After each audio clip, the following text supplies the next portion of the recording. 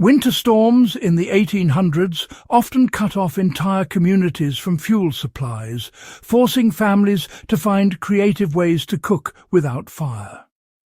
Before we dive in, make sure to subscribe to Warfield Prepper Chronicles, like this video, and leave a comment with your thoughts or experiences. Now, let's get straight to it. People used the heat of the earth and insulation to cook meals without fire. Homes often had deep cellars or underground storage rooms that stayed just above freezing even in the dead of winter. People would bury tightly sealed pots of stews, grains or beans in these cellars, covering them with straw, hay or snow. The residual warmth from the food itself, combined with insulation, allowed it to slowly cook, or at least soften, over hours. If you want to replicate this today, a cooler or insulated box filled with hay or blankets can act as a miniature thermal chamber for slow-cooking winter meals. They leverage hot stones and embers from earlier fires. Families would heat stones in a hearth or outdoors, then wrap them in cloth and place them under tightly sealed cooking pots. The stones retained heat for hours, gradually transferring it to the food. This technique could cook root vegetables, grains, or thick porridges without ever needing to relight a fire during a storm.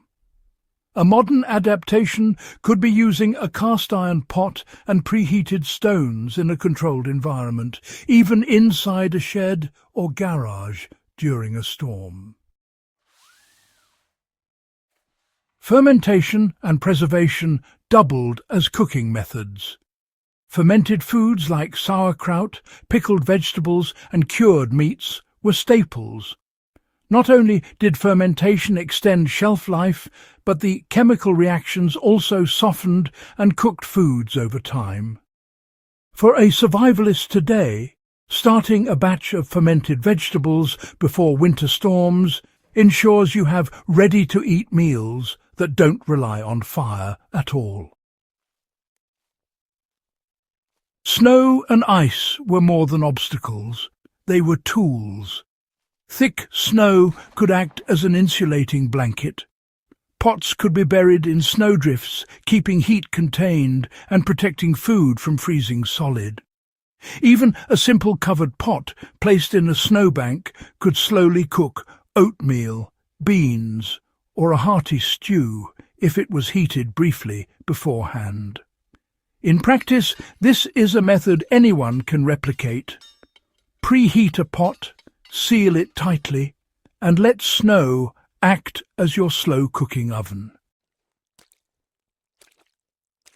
These methods weren't just survival tricks, they were practical knowledge passed through generations.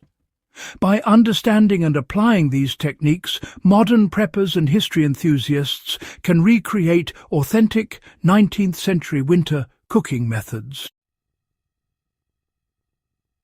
If you found this valuable, make sure to subscribe to Warfield Prepper Chronicles, share this with fellow history buffs, and leave a comment on how you might apply these techniques in your own winter preparations.